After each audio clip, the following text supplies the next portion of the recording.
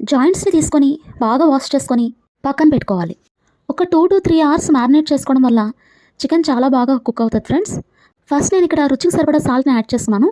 తర్వాత 1/2 tea spoon పసుపుని, 3 tea spoons కారంని, 1.5 tea spoon అల్లం వెల్లుల్లి పేస్ట్, 3 టీ స్పూన్స్ పెరుగుని వేసుకోవాలి. ఇప్పుడు అసలైన ఇంగ్రీడియంట్ గీ 3 టీ స్పూన్స్ని యాడ్ చేసుకోవాలి. గీ యాడ్ చేయడం వల్ల మంచి ఫ్లేవర్తో పాటు మనం వేసిన మసాలాలన్నీ బాగా జాయింట్స్కి పట్టుకుంటాయి. ఇప్పుడు మనం తీసుకున్న ఈ మిశ్రమం అంతటిని ముక్కలకి బాగా పట్టేలాగా కలుపుకోవాలి.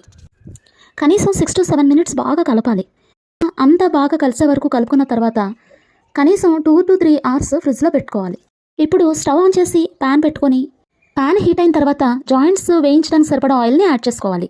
ఆయిల్ కూడా హీట్ అయిన తర్వాత జాయింట్స్ని వేసుకోవాలి. ఒక 70% ఫ్రై అయిన తర్వాత తీసి పక్కన పెట్టుకోవాలి. ఇప్పుడు మనం పక్కన పెట్టుకున్న జాయింట్స్ని వేసుకొని బాగా డీప్ రోస్ట్ చేసుకోవాలి.